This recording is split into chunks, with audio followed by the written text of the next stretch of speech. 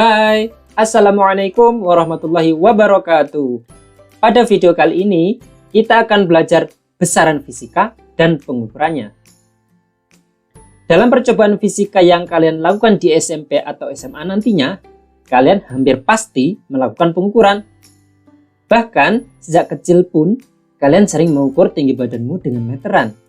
Kemudian menyatakan bahwa tinggimu, misal saja 120 cm. Apakah sebenarnya kita boleh menuliskan hasil pengukuran tersebut dengan menulis 120 cm?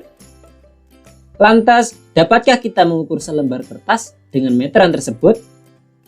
Untuk mengetahui jawabannya, ayo kita pelajari bab 1 ini dengan gembira dan antusias.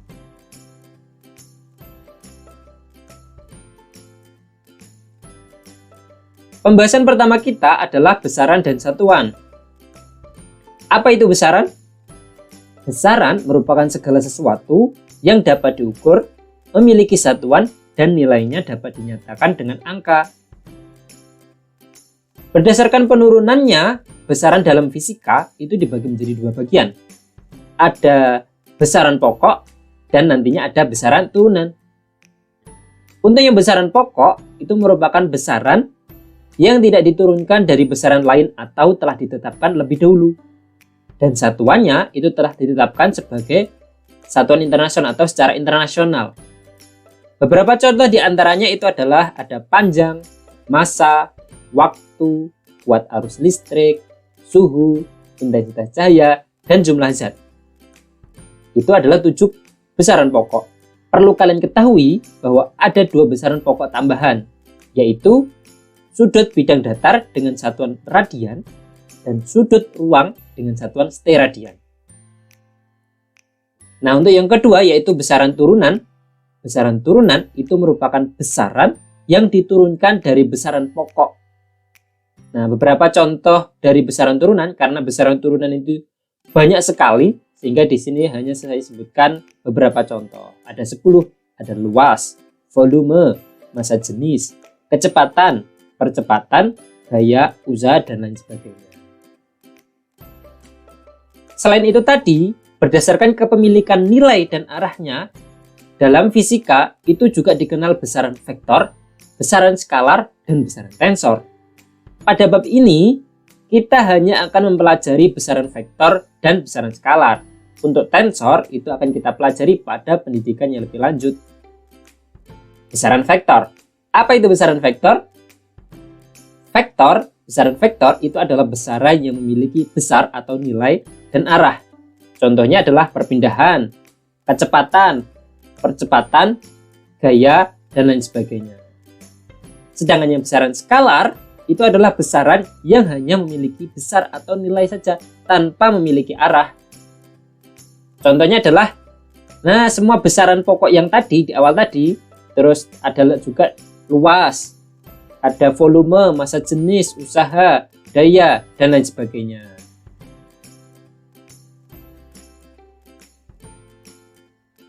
Dalam membandingkan suatu besaran secara kuantitatif, kita tentu perlu sistem satuan yang tepat dan mampu meminimalisir persepsi yang berbeda-beda setiap orang. Sampai saat ini, ada 2 jenis sistem satuan yang digunakan, yaitu sistem metrik. Di sistem metrik ini kita kenal satuan MKS, yaitu meter, kilogram, dan sekon. Dan serta juga ada CGS atau centimeter, gram, dan sekon. Yang kedua ada sistem Inggris atau Imperial System. Dalam sistem ini itu dikenal ada FPS, yaitu terdiri dari feet atau kaki, pound atau pound, dan sekon atau detik. Nah, sistem satuan yang kita gunakan sebagai SI, satuan internasional, itu adalah yang MKS. Kenapa kok digunakan MKS? Nah, mudah dikonversi ke bilangan 10 berpangkat. Artinya, jika hasil pengukurannya sangat besar, kita bisa nyatakan dalam suatu notasi ilmiah. Sehingga awalannya perlu kita kasih awalan seperti ini. Dari 10 pangkat 18 sampai 10 pangkat min 18. Kalian bisa pause video ini untuk melihat masing-masing pangkat itu namanya apa. Sehingga awalannya perlu dikasih itu. Contohnya ada 10 pangkat 3 kilogram. Kalau berupa panjang berarti kilometer, dan lain sebagainya itu. Silahkan kalian amati sendiri ya. Kemudian, seperti yang kita tahu tadi ada besaran pokok dan besaran turunan. Berikut ini adalah 7 besaran pokok dan beberapa besaran turunan beserta satuan dan lambangnya serta definisi dari satuan tersebut. Ini juga perlu kalian pause untuk membaca masing-masing definisi dari besaran itu sendiri. Ada panjang, ada massa, waktu, kuat arus listrik, suhu, intensitas cahaya, dan jumlah zat. Begitu pula kalau kita lihat di besaran turunan, luas itu adalah hasil turunan dari, begitu kita lihat itu adalah hasil dari panjang kali lebar. Seperti yang kita tahu, panjang dan lebar itu merupakan besaran pokok panjang, ya kan? Berarti satuannya meter persegi. Nah, itu jadi definisi dari 7 besaran pokok dan beberapa besaran turunan. Kemudian kita lanjut ke dimensi. Dimensi ini digunakan untuk mengetahui cara besaran tersebut disusun dari besaran-besaran pokok. Kita tahu besaran turunan yang ada tadi itu dapat kita nyatakan dalam besaran pokok, sehingga dimensi dari besaran turunan dapat kita cari dari dimensi besaran pokok berikut ini. Nah, ada panjang, itu adalah dimensinya L besar, kita kasih tanda mutlak. Kemudian begitu pula untuk massa, itu adalah M besar, kurung mutlak, waktu T besar, kuat arus listrik I besar, suhu J besar, intensitas cahaya theta, dan jumlah zat N besar. Sehingga contohnya, misalkan gaya, kita tahu gaya adalah massa dikali percepatan. Sehingga satuannya apa? Kilogram meter per sekon kuadrat, atau kalau kita rubah menjadi perpangkatan, perkalian pangkat menjadi kilogram meter dikali sekon pangkat min 2. Kalau kita lihat di tabel dimensi besaran pokok, massa kilogram itu adalah dimensinya M besar, sehingga kalau kita tulis M besar dikali L besar dikali T besar mutlak pangkat min 2, itu adalah dimensi dari gaya. Kemudian dari contoh lagi momentum. Satuan momentum itu adalah apa? Kilogram meter per sekon. Sehingga dimensinya, dimensi dari momentum itu adalah M besar L besar dikali T pangkat min 1. Selain itu, dari dimensi kita juga tahu, kita juga bisa menyatakan bahwa suatu besaran itu setara atau tidak. Dan kita lanjut ke subbab B, yaitu pengukuran. Seperti yang kita tahu, di SMP kalian juga sudah mendengar definisi dari pengukuran. Apa itu pengukuran? Ya, membandingkan sesuatu yang diukur dengan besaran sejenis yang ditetapkan sebagai satuan. Pada bab subbab pengukuran ini, kita akan membahas 2 pengukuran, yaitu pengukuran tunggal dan pengukuran berulang. Pengukuran tunggal yang pertama untuk besaran panjang kita gunakan mistar. Nah, ini kalau ini sudah umum ya, ada mistar. Kita perhatikan gores-gores panjang dan gores-gores pendek pada mistar yang ada pada layar. Jarak antara 2 garis atau 2 goresan pendek yang berdekatan itu, kalau ini kan 1, 2, 3, 4, 5, 6 itu adalah satuannya cm. Berarti satu garis pendek itu adalah 0,1 cm atau 1 mm. Berarti skala terkecil dari mistar ini adalah 1 mm atau 0,1 cm. Itu bisa disebut sebagai ketelitiannya. Sedangkan ketidakpastiannya atau delta X itu adalah setengah dari skala terkecil atau setengah dari ketelitiannya. Berarti ketidakpastiannya adalah setengah dikali 1 mm, yaitu 0,5 mm atau 0,05 cm. Kalau kita perhatikan pada gambar benda berwarna biru, itu kan hasil pengukurannya kita lihat 2,5, tapi ada lebihnya. 2,5 tapi ada lebihnya. Sedangkan kita tahu nilai ketidakpastiannya tadi adalah 0,05 cm kalau kita ingin ngukurnya pakai satuan cm. 0,05 cm itu adalah 2 desimal belakangnya atau 2 angka di belakang koma. Hasil pengukurannya juga kita harus laporkan dalam 2 desimal. Sehingga ini kan tadi 2,5 saja, 2,5 cm. Angka ketiga itu harus kita taksir atau harus kita kira-kira. Taksir itu sama aja dengan kira-kira ya. Sedangkan kalau kita lihat di sini, kalau di MiSTAR, taksirannya itu hanya boleh 0 atau 5. Sehingga hasil pengukurannya bisa kita nyatakan sebagai L itu sama dengan X0 plus minus delta X. Berarti sama dengan 2,5. Nah, ini 5 ini adalah angka taksirannya. Nah, 5 ini adalah angka taksirannya. Sehingga hasilnya adalah seperti ini, 2,55 plus minus 0,05 cm. Sedangkan kalau kita ingin mengetahui kira-kira tingkat kesalahannya itu berapa persen sih? Nah, kita pakai kesalahan relatif adalah delta X atau ketidakpastiannya dibagi X0 dikali 100%. Kalau dari hasil ini berarti kita dapatkan kesalahan relatifnya adalah 1,96%. Hasil ini menyatakan bahwa panjang dari benda biru ini tadi itu kira-kira kalau sekiranya mau dilakukan pengukuran lagi itu hasilnya berkisar nanti paling tidak itu berada di antara 2,50 atau kurang dari sama dengan 2,60. Nah, maksud dari plus minus itu adalah kita nggak tahu hasil pengukuran sebenarnya itu seperti apa, tapi kira-kira hasilnya itu adalah ada di antara ini. Ini 2,60. Begitu. Kemudian pengukuran tunggal untuk panjang kedua, alat yang kedua yaitu ada jangka sorong. Di jangka sorong ini bagian-bagiannya seperti yang nampak pada gambar. Di sini ada rahang bawah. Di sini biasanya digunakan untuk mengukur diameter luar, sedangkan di sini untuk mengukur diameter dalam. Kemudian ini ada skala utama, di sini ada skala nonius. Kemudian di sini biasanya digunakan untuk mengukur suatu kedalaman atau lubang seperti itu. Bagaimana menentukan ketelitian dari jangka sorong? Nah, ini ada beberapa jenis jangka sorong berdasarkan banyaknya skala nonius. Kalau kita perhatikan di gambar ini ada 10 skala nonius, sehingga untuk mengetahui ketelitiannya itu adalah satu bagian dari skala utama. Ini kita tahu skala utamanya satu bagiannya itu adalah 1 mm atau 0,1 cm. Jadi ini satunya adalah cm di atas ini.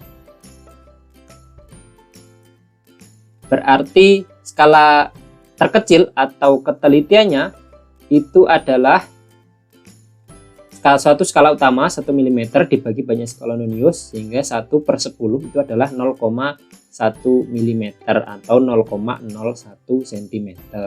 Bagaimana ketidakpastiannya? Kita tahu tadi ketidakpastian itu adalah setengah dikali skala terkecil atau ketelitian, sehingga hasilnya adalah 0,0 mm atau 0,05 cm. Itu untuk jangka sorong dengan skala nonius jumlahnya ada 10. Sekarang ada gambar kedua seperti ini. Jumlah skala noniusnya ada berapa ini? 10, karena masing-masing di tengahnya ada lagi skala, berarti ini sekitar ini berarti 20. Berarti ketelitiannya berapa? Satu skala utama 1 mm dibagi banyak skala nonius, sehingga ketelitiannya atau skala terkecilnya adalah 1/20. Nah, 1/20 itu adalah 0,05 mm atau 0,05 cm. Ketidakpastiannya bagaimana? Setengah kali ketelitian.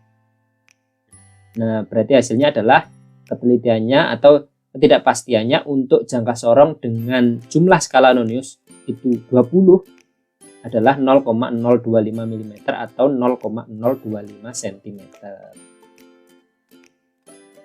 Ketiga, ada jangka sorong dengan satuannya ini makin banyak. Jangka sorong dengan skala noniusnya itu ada berapa ini?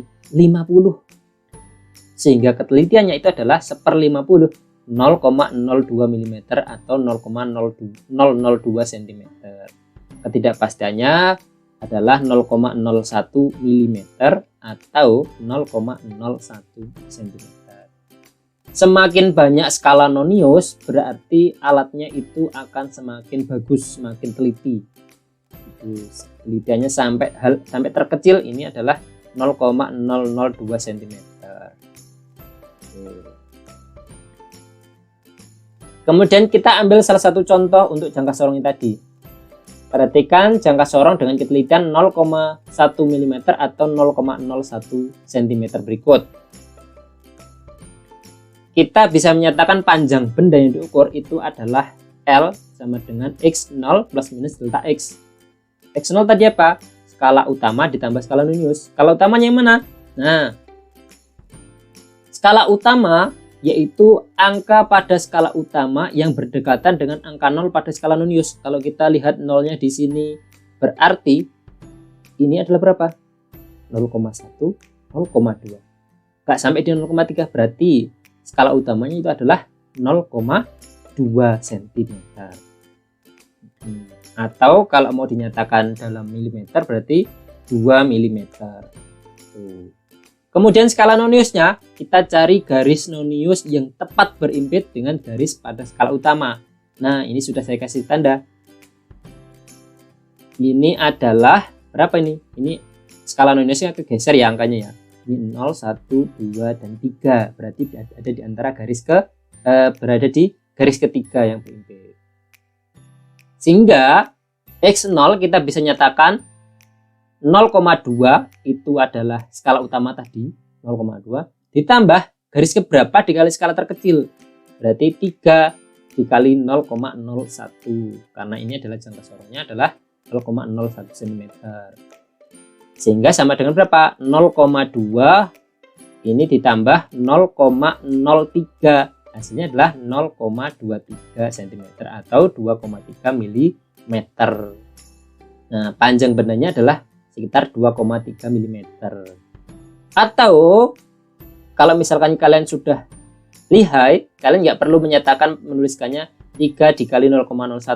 Tapi kalian perlu cukup misalkan ini adalah 0, ini 0,01, garis terkecil kan, 0,01, 0,02, 0,03, langsung aja 0,2 ditambah 0,03 seperti itu. Kalau kita ingin menyatakan dalam cm, maka delta X atau ketidakpastian yang kita pakai juga harus dalam satuan cm. Nah, kalau 0,01 berarti ketidakpastiannya adalah 0,005 cm. 0,005 cm ini itu kita tahu adalah 3 desimal atau 3 angka di belakang koma. Sehingga X0 tadi 0,23 cm ini kita harus nyatakan dalam desimal 3 desimal juga. Ini kan coba berapa? 2 angka di belakang koma kan? 2 desimal. Sehingga angka keempat atau angka ketiga itu kita harus taksir, kita harus kira-kira. Karena di sini tepat berimpit sehingga angka taksirannya adalah berapa? 0. Sehingga X0-nya menjadi 0,230 cm. Sehingga hasil pengukurannya itu adalah 0,230 plus minus 0,005 cm. Kalau kita ingin mengetahui ketidakpastian relatifnya, kira-kira kesalahannya berapa persen sih? Sehingga kita perlu mencari KR seperti ini. Hasilnya 2,174%. Nah, ini saya ada simulasi alat ukur jangka sorong dengan ketelitiannya berapa ini? Nah, jumlah skala noniusnya ada 20. Sehingga ketelitiannya berapa? 1/20. Berapa? 0,05 mm atau 0,005 cm ketelitiannya. Ketelitiannya adalah 0,05, ini satuannya milimeter atau sama aja dengan 0,005 cm. Itu ketelitian. Sekarang bagaimana kalau misalkan ini saya geser misal aja ke angka sini. Nah, seperti ini. Berarti cara membacanya bagaimana? kita lihat di skala utama. Skala utamanya lihat di sini. Ini dalam satuan cm ya, misalkan aja cm. Ini yang sebelum di 0 ini adalah 2,123. Dekat ke angka 3, tapi dia nggak sampai di 3. Coba kita perbesar. Nah, lihat, nggak sampai di angka ketiga. Berarti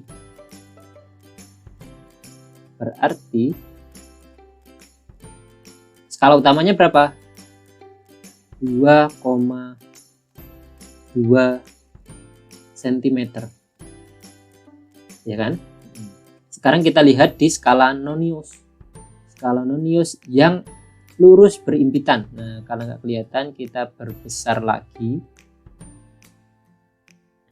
Skala Nonius, lihat yang paling lurus mana? Nah, ini dia. Ini 8, ini 8,5. Karena ketelitiannya tadi satu skala ini adalah 0,005 cm, berarti ini satu menunjukkan satu berapa? Kalau ini 0, ini 0,05 cm, berarti ini adalah 0,01,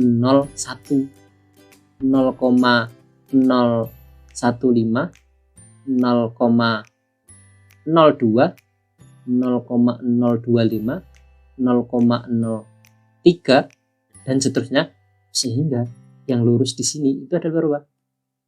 Nah, plus skala Noniusnya adalah 0,085.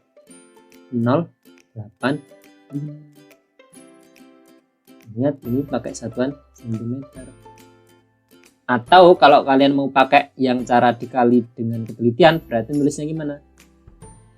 2,2 ditambah, ini garis keberapa tadi? 8, ini 16, ini berarti 17. Garis ke-17 dikali ketelitiannya berapa? 0,005, ini cara kedua. Sehingga sama dengan 2,2 ditambah 17 kali 0,05 itu adalah 0,085. Cocok kan? 0 ya ini ya. 0. Sehingga hasilnya adalah 2,2 plus 0,085 seperti ini. Sehingga hasilnya itu adalah berapa? 2,285 cm. Ini kalau kita nyatakan nggak pakai ketidakpastian. Sedangkan hasil pengukuran itu adalah L sama dengan X0 plus minus ketidakpastiannya.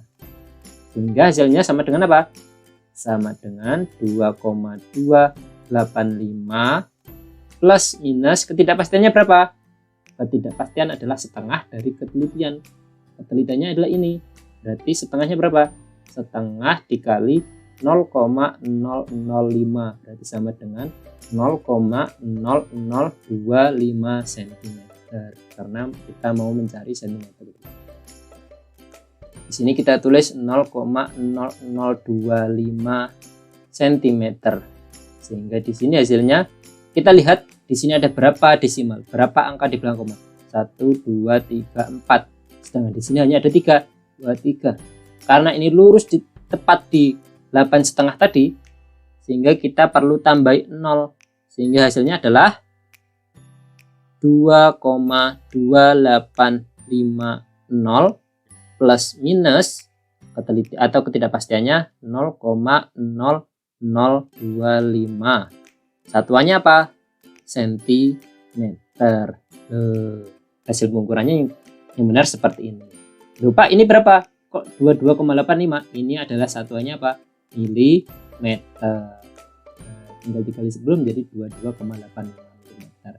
Kalau kita ditanya berapa hasilnya, pakai ini aja cukup, atau pakai ini aja cukup, pakai ini. Tapi kalau suruh menulis hasil pengukuran beserta ketidakpastiannya, maka kalian harus menyatakannya seperti ini. Oke? Untuk yang, nah ini untuk jangka sorong dengan ketelitian ada 50 skala di satuan di skala Noniusnya. Berarti ini berapa ketelitiannya? 0,02 mm. Sama dengan caranya dengan tadi ya. Nah, seperti ini. Kalau kalian mau alatnya nanti saya kirim ke WA atau saya taruh deskripsi linknya. Oke, kita lanjut ke materinya yang PPT tadi. Oke, kita lanjutkan ke materi selanjutnya. Yang kedua ada alat micrometer scope. Di micrometer scope, di micrometer scope bagian-bagiannya adalah seperti yang nampak di gambar. Ada skala utama, ada skala utama di sini, skala nonius, kemudian ini untuk digeser. Oke, ini pergeseran halus, yang ini pergeseran kasar. Kemudian di sini biasanya ada keterangan memang. Terus ini ada pengunci di sini. Kemudian bagaimana menentukan ketelitian micrometer scope? Sama dengan yang tadi di awal di jangka sorong. Kalau kita lihat di sini garis skala noniusnya ada berapa di sini? Ini 45, berarti balik ke sini adalah 50 garis. Kalau kita lihat di sini ada 50 garis. Berarti ketelitiannya adalah lihat 50 garis. Jika kalau kita putar sekali putar, maka skala utama akan bergeser 0,5. Nah, ini kan 0,5 ini. Di bawah ada satu garis seret, itu berarti 0,5 mm. Berarti skala terkecilnya adalah 0,5 mm dibagi 50 skala, berarti sama dengan 0,01 mm. Itu adalah skala terkecil dari micrometer scope. Untuk ketidakpastian pengukurannya sama dengan tadi, setengah dikali ketelitian atau setengah kali skala terkecil, berarti hasilnya adalah 0,005 mm. Ini adalah micrometer scope. Kemudian bagaimana cara membaca micrometer scope? Misalkan contohnya adalah seperti ini. Ini berapa ini? Berarti hasil tebal benda misalnya digunakan untuk mengukur tebal benda itu adalah x0 plus minus delta x. Sama dengan tadi, delta x itu adalah ketidakpastiannya. x0 seperti yang kita tahu tadi, x0 adalah skala utama ditambah skala nonius. Skala utama yang dimaksud di mana? Nah, skala utama itu adalah garis skala utama yang berdekatan dengan tepi selubung luar. Nah, selubung luar itu ini maksudnya. Pada gambar ini, skala utama menunjukkan berapa? Ini kan 1, 2, 3, 4, 5. Bawah ini setengah ya. 6, 7, 8, 9, 10. 10 di sini ada setengah. 10,5, tapi ada lebihnya, nggak pas di setengah. Sehingga kita perlu lihat di skala nonius. Garis skala nonius yaitu yang dimaksud yang berhimpit pada skala utama, atau garis keberapa dikali skala terkecil. Berarti pada gambar garis yang berhimpit itu adalah garis kelima. Di sini garis kelima, sehingga 5 kali 0,01 mm. Atau kalau kalian sudah mahir berarti langsung aja, ini kan ketelitiannya 0,01, sehingga 5 menunjukkan berarti 0,05. Langsung aja seperti itu. Bisa. Sehingga hasil x0 nya sendiri itu adalah 10,5 ditambah skala noniusnya 0,05, sehingga hasilnya adalah 10,55. Ingat tadi harus plus minus delta x, tidak pastiannya. Delta x nya berapa? Setengah kali ketelitian adalah 0,05 mm. Kalau kita lihat di sini ada 3 desimal atau 3 angka di belakang koma, sehingga x0 juga harus ditulis, x0 ini juga kita harus tulis dalam 3 desimal. Ini kan cuma 2 angka di belakang koma, sehingga harus 3 angka di belakang koma juga. Maka angka ke-4 atau ke-3 di belakang koma ini harus kita taksir, karena ini sudah lurus pas di sini, di garis di sini seret gitu, maka kita tambahi angka 0. Tapi kalau nanti nggak lurus, berarti dikira-kira apakah ini setengahnya atau apakah berapa, nanti ada di simulasinya. Sehingga menjadi x0 nya menjadi 10,550 mm. Berarti tebal benda itu adalah 10,550 kita plus minus 0,005 mm. Kemudian untuk ketidakpastian relatifnya, KR-nya itu adalah delta X per X0 dikali 100%, sehingga hasilnya adalah, nah kalau kita lihat kesalahannya itu sekitar 0,047%. Berarti mikrometer sekrup ini lebih teliti dibanding jangka sorong. Kita coba lihat di simulasi alatnya. Nah, ini dia adalah simulasi alatnya, alat mikrometer sekrup. Kalau kita lihat di sini bisa kita geser. Nah, seperti ini. Simulasinya seperti ini, bisa kita geser. Kemudian untuk pergeseran halusnya seperti ini, kita putar. Kira-kira seperti ini. Nah, kalau tadi saya contohkan yang lurus pas, bagaimana sekarang kalau misalkan nggak lurus pas? Apa yang harus kita lakukan? Contohnya adalah ini. Kalau misalkan kita zoom, coba kita zoom, kita paskan di tengah gambarnya seperti ini. Kalau kita amati dari gambar, itu ini skala utama menunjukkan 5, 6, 7, 8, 9, 9,5 yang bawah. Skala utama menunjukkan 9,5 mm. Dengan skala nonius menunjukkan di sini 0,15, 0,16, 0,17. Berarti ada di antara 0,17. Nah, kalau kita perhatikan ini kan nggak ada skalanya. Berarti harus kita taksir. Berarti harus kita kira-kira. Kalau kita perhatikan dia bukan di tepat di tengahnya. Enggak, tapi masih ada di atasnya. Berarti misalkan aja ini adalah berapa? Ini adalah 0,166. Nah, misalkan itu 0,166. Berarti hasil ukurannya berapa ini? 9,5 ditambah 0,166. Berarti hasil pengukurannya adalah 9,666. Nah, 9,666. Ini satuannya milimeter. 6 ini adalah apa? Angka taksiran. Kita zoom out lagi. Nah, kalau kita perhatikan di sini tadi hasilnya berapa ini? 9,666. Hasil pengukuran, menyatakan hasil pengukuran itu kan harus plus minus delta X tadi. Plus minus delta X nya berapa? Setengah dikali ketelitiannya 0,01 mm. Berarti hasilnya ini adalah 0,005. Ketidakpastiannya 0,005 mm. Ini sudah 3, ini juga sudah 3. Berarti cocok. Berarti hasil pengukurannya adalah 9,666 jadi pangkat 9,66 plus minus 0,005 untuk satuan milimeter. Kalau misalkan sudah lurus pas, berarti angka di sini harus kita kasih taksiran, berarti 0 kalau misalkan sudah lurus berimpit. Karena ini enggak berimpit, maka kita kasih 6.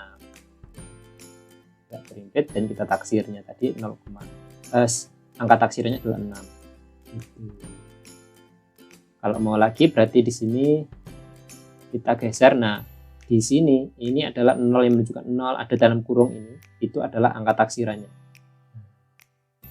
Nanti untuk simulasinya juga akan saya kirim atau saya kasih di link deskripsi. Silahkan di download. Oke, kita lanjut ke materinya. Untuk pengukuran tunggal berupa neraca Ohaus 3 lengan. Nah, seperti ini. Kalau ini yang paling mudah, hasil pengukurannya berapa berarti? Tinggal dijumlah dari 3 lengannya. Kalau seperti gambar, berarti pertama harus dipaskan hingga ininya pas di tengah, di 0. Lihat di mouse saya ya. Lengan pertama yang atas sendiri menunjukkan 10 gram, lengan bawah menunjukkan 400 gram, lengan yang paling bawah sendiri menunjukkan 6 gram. Berarti hasilnya adalah ditambah aja 400 tambah 10 tambah 6, 416. Untuk skala terkecilnya, kalau kita lihat di yang paling bawah, lengan yang paling bawah itu adalah satu skala itu adalah 0,1 gram.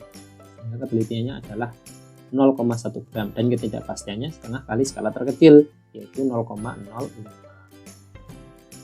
Nah ya, sama dengan yang di pengukuran sebelumnya, banyaknya desimal hasil ukur itu harus sama dengan banyaknya desimal atau banyaknya angka di belakang koma pada ketidakpastiannya. Kalau tadi hasilnya adalah 416, berarti cara menulisnya gimana? 416 plus minus 0,05. Ingat, ada dua angka di belakang koma. Sedangkan di hasil X0 nya nggak ada komanya. Berarti perlu kita tambahi 416,00 tuh, plus minus 0,05. Ini satuannya apa nih tadi?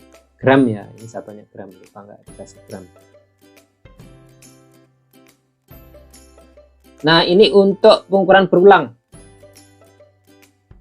Ini sama dengan praktikum yang akan kalian lakukan atau yang sudah kalian lakukan kemarin. Untuk pengukuran berulang itu artinya dilakukan sebanyak beberapa kali atau n kali terhadap objek ukur yang kita ukur, sehingga untuk mencari nilai rata-ratanya tinggal dijumlahkan dibagi banyaknya data. Sedangkan untuk ketidakpastiannya, kalau tadi ketidakpastiannya itu adalah setengah kali skala terkecil, maka kalau di pengukuran berulang itu adalah sama dengan simpangan baku nilai rata-rata sampel. Sedangkan rumus simpangan baku nilai rata-rata sampel itu adalah 1 per akar n dikali sigma xi kuadrat dikurangi sigma xi dikuadratkan dibagi n-1. Gak usah bingung kalau misalkan di buku saku Vindo kalian itu adalah 1 per n, bukan akar n. Ini adalah berdasarkan sumber saya adalah dari buku Erlangga, penulisnya adalah Martin Kanginan. Kemudian setelah saya cocokkan di Excel, itu ternyata hasil di Excel itu sama dengan hasil yang menggunakan rumus 1 per akar n. Jadi sementara kita pakai ini. Untuk penulisan hasil ukurnya sama dengan yang tadi, karena ini pengukuran berulang, sehingga X0-nya kita ganti sebagai X bar atau X rata-rata plus minus simpangan bakunya. Kemudian kalau tadi jumlah angka di belakang koma harus sesuai dengan jumlah ketidakpastiannya atau delta X-nya, maka di sini untuk menyatakan berapa angka di belakang koma itu harus berdasarkan ketidakpastian relatif ya, bukan sama dengan tadi. Maka kalau misalkan ketidakpastian relatifnya sekitar 10%, itu berhak atas 2 angka, artinya hasil ukurnya harus 2 angka. Sedangkan kalau misalkan sekitar 1%, hasil ukurnya harus berupa 3 angka. Kalau 0,1% berarti 4 angka. Ketidakpastian relatif sama dengan yang sebelumnya, rumusnya adalah delta X per X bar dikali 100%. Saya kasih contoh, ini adalah saku Vindo soal latihan 2.8. Ada data pengukuran diameter kawat yang dilakukan secara berulang seperti pada tabel. Ini XI kuadratnya nggak ada ya di buku ya. Setelah untuk mengukur hasil pengukurannya, maka kita butuh tambahi kolom menjadi XI ditambah XI kuadrat. XI kuadrat itu adalah diameter yang di tabel kolom kedua, tinggal dikuadratkan saja. Kemudian di total yang bawah. Maka untuk mencari X bar atau rata-rata nilainya itu adalah jumlahkan semua, berarti 13,880 dibagi 6 sehingga 2,313. Untuk simpangan bakunya kalau kita pakai rumus yang tadi, hasilnya adalah 0,025 mm. Ini satuannya milimeter semua ya. Kemudian ketidakpastian relatif kita dapatkan 1,08%. Kalau ketidakpastian relatifnya 1,08%, berarti berapa angka hasil ukurnya nanti? Berapa angka? Nah, 3 angka. Jadi hasil pengukuran yang harus kita laporkan nanti harus 3 angka. Berarti seperti ini. Nah, 2 kalau hasil pengukuran tadi kan X barnya kan aslinya 2,313. Karena harus 3 angka, berarti 3 angka doang. 2,31. Dibulatkan menjadi 2,31. Nanti aturan pembulatannya ada di akhir. ditambah plus minus. Begitu juga simpangan baku. Simpangan bakunya tadi kita dapatkan 0,025. Karena 0,025 ini kan lebih banyak, berapa angkanya? Ada 3 desimal atau 4 angka di sini. Sedangkan di sini harus 3 angka. Berarti ini kita bulatkan juga menjadi 0,02 mm. Nah, ini contoh perhitungan untuk praktikum kalian. Nanti di akhir saya jelaskan praktikumnya seperti apa secara sekilas.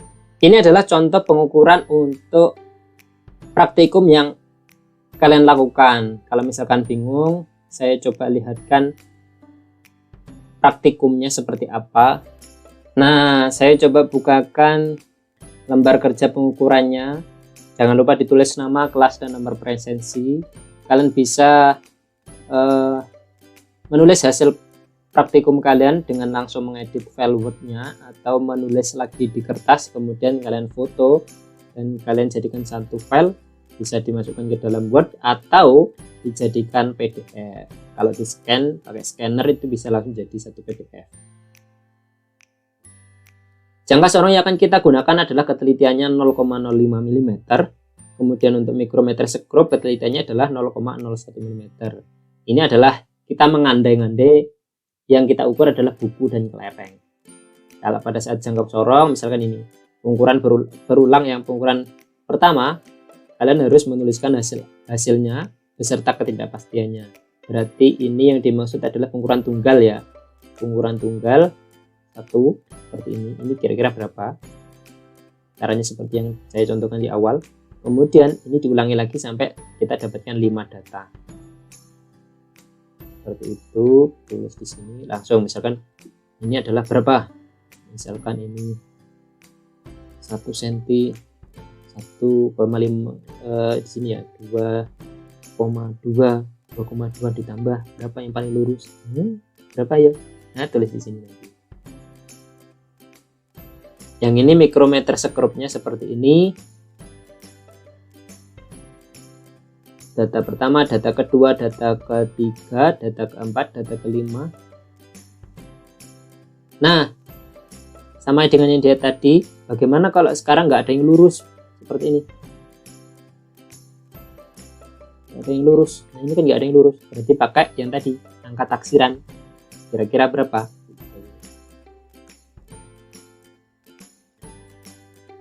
Hasil dari masing-masing pengukuran tunggal ini kemudian kalian masukkan ke dalam tabel hasil pengukuran. Jumlah nolnya berapa atau digitnya berapa sama persis dengan yang kalian tulis di sini, tapi nggak usah pakai ketidakpastiannya, nggak usah ditulis. Angka taksiran juga harus ditulis di sini, tabel ini. Berarti tabel ini hasil pengukuran plus taksirannya juga. Terus, nah ini adalah jadi di atas laporkan hasil pengukuran berulang lengkap dengan ketidakpastiannya. Sertakan juga langkah-langkahmu dalam menentukan hasil pengukuran. Berarti perlu kalian tulis caranya kok bisa mendapatkan simpangan bakunya berapa. Ini kalian enter saja terus ditulis. Analisis hasil perhitungannya. Kemudian berdasarkan hasil pengukuranmu, buatlah kesimpulan bagaimana makna dari penulisan hasil pengukuranmu. Misalnya hasilnya tadi kan plus minus, berarti apa maknanya? Nah, tulis di situ. Kalau masih ada kebingungan, silakan WA saya atau tanyakan di grup WA grup kelas. Kita kembali ke materi.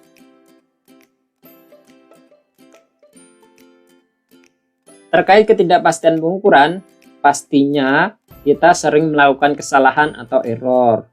Kesalahan ini merupakan penyimpangan nilai yang diukur dari nilai sebenarnya. Biasanya ada kesalahan umum atau keteledoran yang disebabkan karena pengamat atau kita karena kurang mahir dalam menggunakan alat atau merangkai alatnya. Kemudian ada juga kesalahan acak atau random, disebabkan adanya fluktuasi atau perubahan-perubahan yang halus pada kondisi pengukuran. Misal aja fluktuasi tegangan listrik PLN atau panas yang terserap ke lingkungan, atau gerak acak dari partikel dan lain sebagainya. Itu kesalahan acak. Kemudian ada kesalahan sistematis. Kesalahan sistematis itu disebabkan oleh kesalahan instrumen atau alat itu sendiri. seperti kesalahan kalibrasi atau kesalahan titik nol atau keausan alat. Nah, ini yang perlu kalian pahami sebelum kalian mengukur menggunakan jangka sorong, sebelum kalian mengukur dengan menggunakan mikrometer sekrup, dihimpitkan dulu, ditutup sampai rapat alatnya, kira-kira skalanya menunjukkan 0 semua enggak? Skala utama 0, skala non-ius 0. Kalau misalkan enggak 0, berarti hasil pengukuranmu nanti di akhir itu harus kalian tambahkan atau kalian kurangi. Kalau misalkan kelebihan lebih dari 0, berarti perlu kalian kurangi. Tapi kalau misalnya kurang dari 0, berarti perlu kalian tambah. Tambahnya seberapa? Selewatnya itu berapa? Lewat angka 0 jadi berapa? Itu. Jadi pertama yang harus kalian lakukan adalah kalibrasi alatnya, kesalahan titik 0. Atau biasanya kalau di pengukuran timbang berat badan itu kan di awal harus kita lihat dia skalanya menunjukkan 0 atau tidak sih. Kalau nggak 0, berarti nanti hasil ukurnya harus ditambah atau dikurangi. Nah, penyebabkan kesalahan tadi ada kesalahan kalibrasi, ada kesalahan titik 0, kesalahan komponen lain. Ini ada juga kesalahan paralaks yang sering, yaitu kesalahan karena pengamatan kita yang tidak tepat lurus, tidak tegak lurus pada objek yang kita amati, atau bisa juga karena cacat mata. Hal penting yang lain yang harus kalian perhatikan yaitu tadi sudah ya kalibrasi alat, ada yang namanya presisi atau ketepatan, ada juga yang namanya akurasi.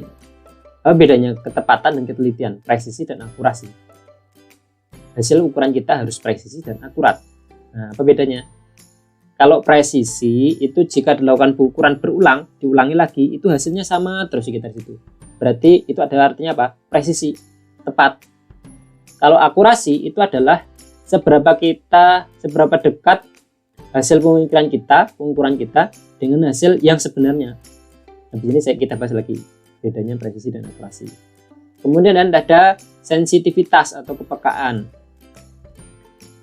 Terus ketidakpastian pada hasil percobaan, itu tadi ada ketidakpastian mutlak. Nah, ini yang di awal tadi, setengah dikali ketelitian alat ukur, itu namanya ketidakpastian mutlak ya.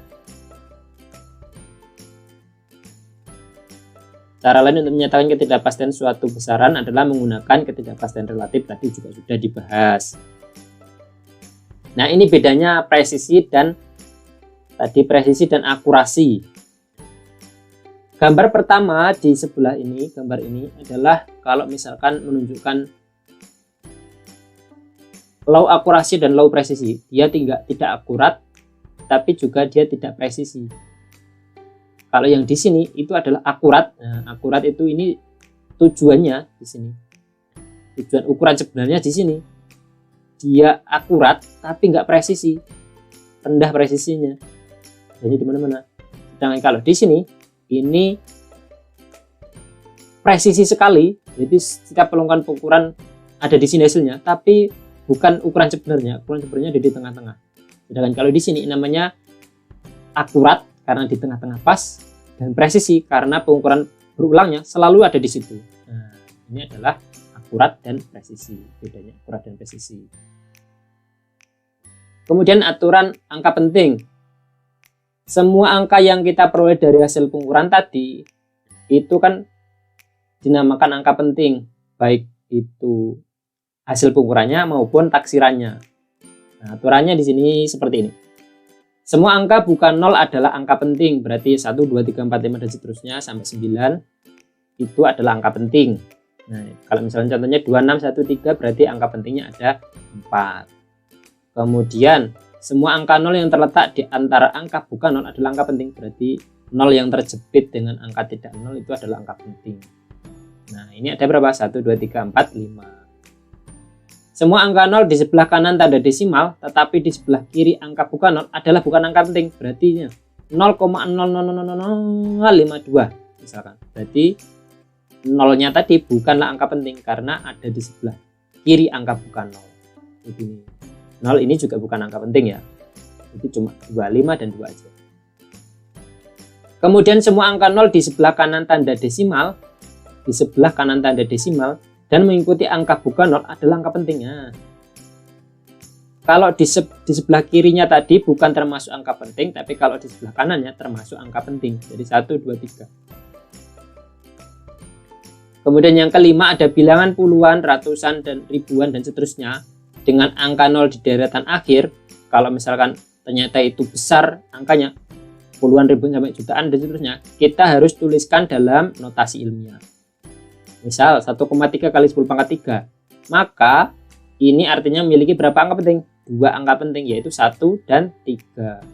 Kalau dinyatakan 1,30 kali 10 pangkat 3, itu berarti 3 angka penting, 130.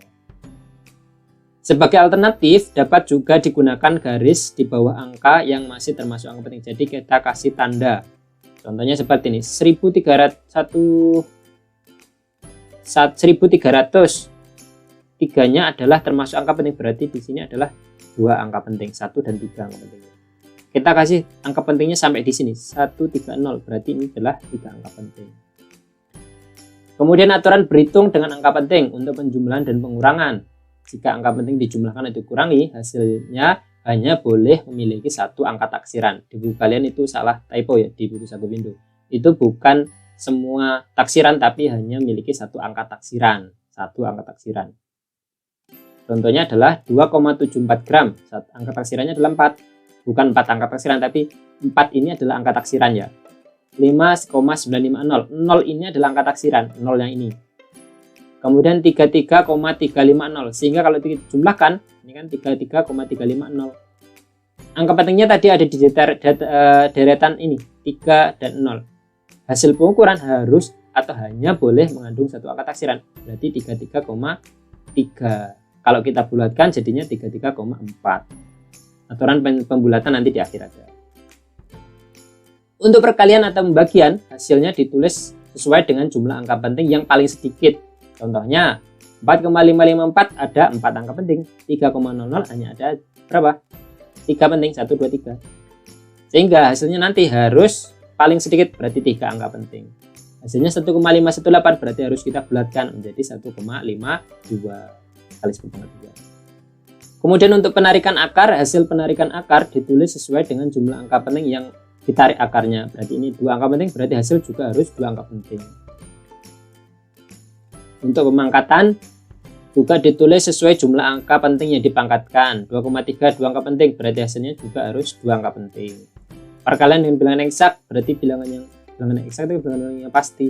Hasilnya ditulis sebanyak angka penting semula. Misalkan sebutir peluru masanya 50,53, maka massa dari 17 peluru adalah berarti angka pentingnya harus sama dengan ini, 4 angka penting.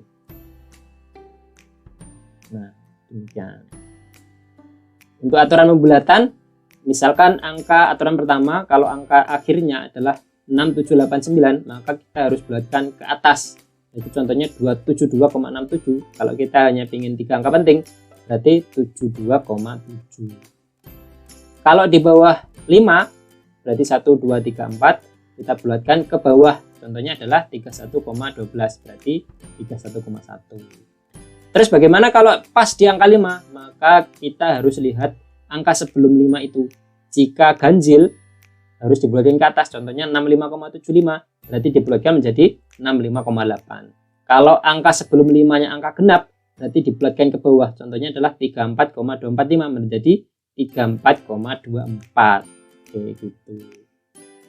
Demikian materi besaran fisika dan pengukuran. Jika ada pertanyaan, silahkan komen di bawah atau WA saya secara langsung, bisa WA di grup atau Japri. Saya akhiri, wassalamualaikum warahmatullahi wabarakatuh.